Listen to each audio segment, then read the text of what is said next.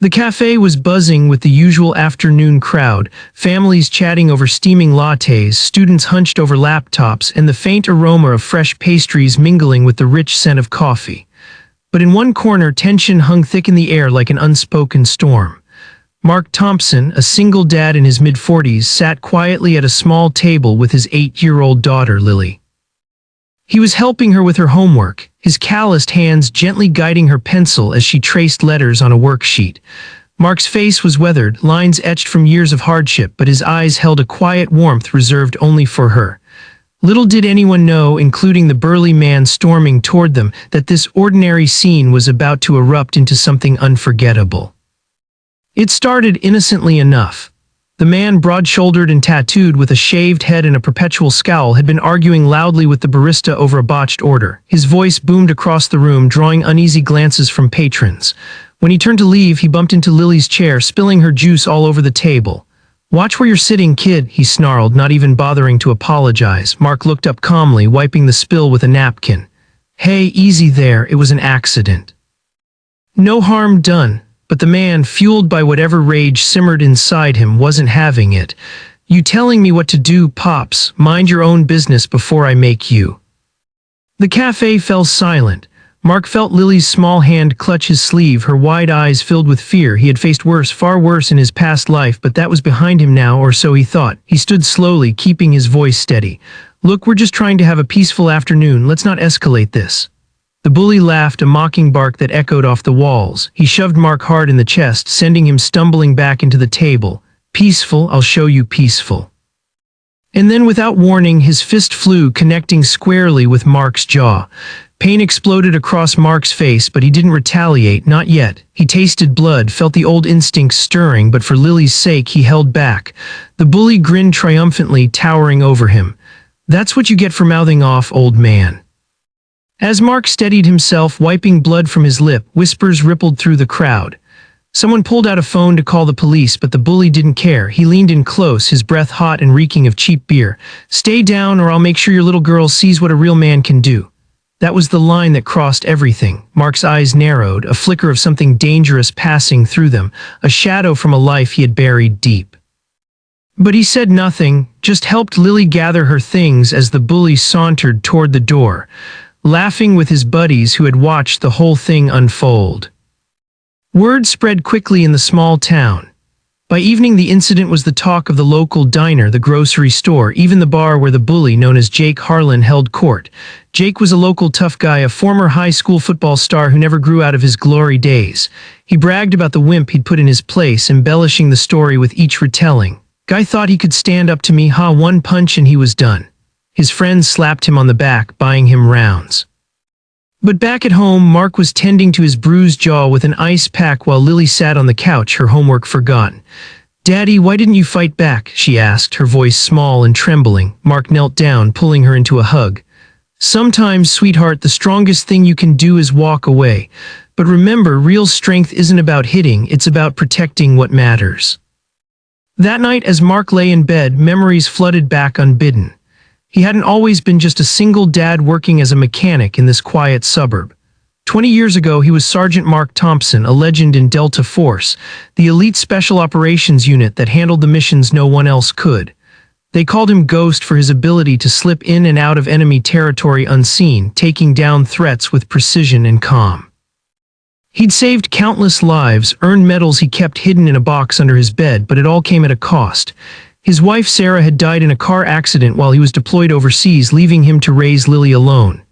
Guilt had eaten at him ever since. He'd missed too many moments, sacrificed too much for a life of shadows. So he retired, vowing to be the dad Lily deserved, far from the violence that defined his past. But fate has a way of circling back. The next morning, Mark dropped Lily off at school and headed to work at the auto shop. His boss, an old army buddy named Tom, noticed the bruise immediately. "What the hell happened to you?" Mark shrugged it off. "Just a misunderstanding at the cafe," Tom pressed, and when Mark described Jake, Tom's face paled. "Jake Harlan, big guy, tattoos. Mark, that's not just any bully. I heard stories, guys got a rep, but you need to stay clear." Mark nodded, but inside a quiet resolve was building. He wasn't looking for trouble, but if it came knocking again, he might not hold back. Days turned into a tense routine. Lily had nightmares about the incident, waking up crying, and Mark's heart broke each time he comforted her. He took her to therapy sessions where the counselor talked about resilience and standing up to fear. But Mark knew it wasn't that simple. The town buzzed with rumors, some sided with Jake, calling Mark a coward, others whispered support, sharing their own stories of Jake's intimidation tactics. Jake had a history. He'd bullied kids in school, harassed ex-girlfriends, even gotten into bar fights that left people hospitalized. But he always walked away, his family's connections in local law enforcement shielding him. One evening, as Mark picked up Lily from soccer practice, he spotted Jake across the parking lot, leaning against his truck with that same smug grin. Their eyes met and Jake sauntered over, his strides deliberate. "Well, if it isn't the tough guy from the cafe, come for round two," Lily froze, but Mark positioned himself between them. "Leave us alone, this ends now," Jake chuckled, cracking his knuckles. "Or what, you gonna cry to the cops?" He feigned a punch, making Lily flinch, and that's when Mark's restraint cracked. In a blur, he grabbed Jake's arm, twisting it just enough to make the big man wince. "I said leave," Jake pulled back, surprised, but laughed it off. "Lucky move, Pops, next time you won't be so fortunate." The encounter shook Mark more than he admitted.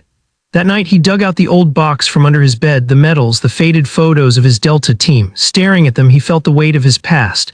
He'd left that life to protect Lily from its darkness, but now it seemed the darkness had found them anyway. He called Tom, who revealed more about Jake. "He's not just a thug, Mark. Word is he's involved in some shady stuff, extorting local businesses, roughing up people who owe money. But no one's brave enough to stand up to him." Mark decided it was time to act, but not with fists, not yet. He went to the police station the next day, filing a report on the cafe incident. The officer, a young guy named Ramirez, listened sympathetically but warned, "Jake's uncle is the chief. We'll look into it, but don't expect miracles." Frustrated, Mark left, but not before Ramirez slipped him a note. "If you need real help, talk to the veterans group downtown. They've dealt with guys like him." The veterans group met in a modest community center, a mix of retired soldiers sharing stories over coffee. Mark hesitated at the door. He hadn't attended anything like this since retiring, but Tom dragged him in. "You need this, brother." Inside, he met grizzled men and women who nodded knowingly at his bruise. One, an ex-Marine named Alina, shared her own tale of post-service bullying. "It's hard transitioning. People see us as broken, but we're not. We're survivors." As the meeting progressed, Mark opened up about Jake and the group rallied. "We've got your back," Alina said. "Let's gather evidence, witness statements, videos from the cafe, make it airtight." Over the next week, Mark balanced fatherhood with this quiet investigation. He bonded with Lily through small moments, baking cookies, reading bedtime stories, reminding himself why he fought. But challenges mounted. Jake escalated, slashing Mark's tires one night, leaving a note, "Stay out of my way." Lily's school reported bullying 2 kids, teasing her about her weak dad. It tore at Mark's soul, fueling his determination. He trained in secret, jogging at dawn, shadow boxing in the garage, reconnecting with the discipline that made him a legend. Tensions peaked at the town's annual fair. Mark took Lily for a fun day out, cotton candy, rides, games, but Jake was there, drunk and rowdy, picking fights with vendors. When he spotted Mark, he charged like a bull. "Time to finish this," he bellowed, swinging wildly. Mark dodged, his Delta reflexes kicking in. He countered with a precise strike to Jake's solar plexus, dropping him to his knees, gasping. The crowd gasped as Jake looked up, confusion turning to recognition. "Wait, those moves, that stance." Rumors had circulated about Mark's past, but Jake hadn't believed them. Now, too late, he realized. This single dad was no ordinary man. He was the ghost, the Delta legend who'd taken down warlords and terrorists. But Mark didn't gloat, he extended a hand. "It's over, Jake. Get help before you hurt someone who can't fight back." Jake, humiliated, scrambled away as security arrived. The fairgoers cheered, but Mark just hugged Lily tight. "See, kiddo, strength isn't about winning, it's about choosing when to fight." In the aftermath of the fair confrontation, the town shifted. Whispers turned to open support for Mark, with people sharing their own Jake stories anonymously online. The police, under pressure from the veterans group evidence packet, including cafe security footage and witness affidavits, finally acted. Jake was arrested for assault and harassment, his uncle's influence no longer enough to shield him. But for Mark, the victory felt hollow. As he watched Jake being led away in cuffs, he saw not a monster but a broken man, perhaps haunted by his own demons much like Mark once was. Lily, sensing her dad's turmoil, drew him a picture that night, a superhero dad protecting a little girl from a big bad guy. "You're my hero, Daddy," she said, and Mark's eyes welled up. He realized then that his greatest challenge wasn't Jake, it was forgiving himself for the years lost to duty. Sarah's death still weighed heavy, he'd blamed himself for not being there. But through this ordeal, he'd learned to embrace his past without letting it define him. He started attending the veterans group regularly, sharing his Delta stories not as boasts, but as lessons in resilience. Months passed and life found a new rhythm. Mark volunteered at Lily's school, teaching self-defense classes to kids, empowering them without glorifying violence.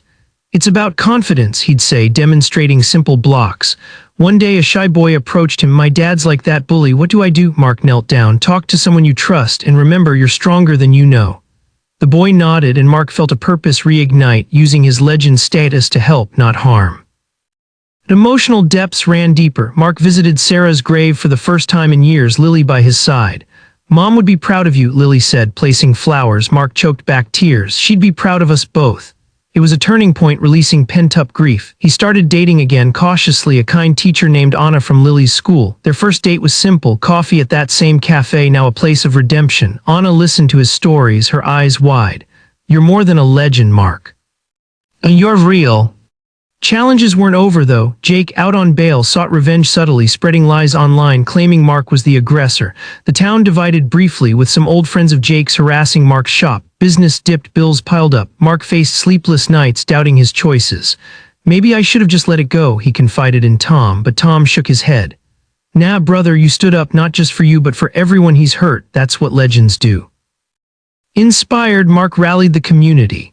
He organized a town hall meeting with the veterans group, inviting victims of bullying to speak. Dozens showed up, sharing heart-wrenching tales. A shop owner extorted a teen suicidal from harassment. Mark spoke last. "I've faced enemies in war zones, but the real battles are here at home. We win by standing together, not alone." The room erupted in applause, and a support network formed, counseling, resources, legal aid. Even Jake's uncle attended, ashamed, promising reforms. As Jake's trial approached, an unexpected twist. Jake reached out through his lawyer, requesting a meeting. Mark agreed, meeting him in a neutral diner. Jake looked smaller, defeated, his bravado gone. I didn't know who you were," he muttered. Mark leaned forward. "It's not about who I am, it's about who you could be. I saw guys like you in the service, angry, lost, but they changed. You can too." Jake's eyes glistened. "My dad was military, beat me senseless, I became him." Mark nodded. "Break the cycle, get help." It wasn't forgiveness overnight, but a seed planted. Jake pled guilty, entering rehab as part of his sentence. With resolutions came growth. Lily thrived, her confidence blooming. She won a school art contest with a piece about everyday heroes featuring her dad. Mark's shop rebounded, customers drawn by his story. He even guest spoke at a Delta reunion, reconnecting with old comrades. "Retirement doesn't mean the fight ends," he told them. "It just changes fronts." One crisp autumn day, Mark proposed to Anna at the fairgrounds, where it all turned. She said yes, and Lily beamed as flower girl in their small wedding. The town celebrated, a far cry from the divided place it once was. Mark's inspiring message echoed, "Strength isn't in the punch you throw, but in the hand you extend. It's in protecting the vulnerable, forgiving the flawed, and building a better tomorrow." As the sun set on their new beginning, Mark looked at Lily and Anna, his heart full. He'd faced the bullies' hit, realized his own legend too late to avoid pain, but in time to inspire change. And in that he found peace. Hey viewers, if this story touched your heart like it did mine while writing it, smash that like button to show your support. It means the world. And don't forget to subscribe to the channel for more emotional tales that remind us of the heroes among us. Hit the bell for notifications so you never miss an upload. What's your take on standing up to bullies? Drop a comment below, let's discuss.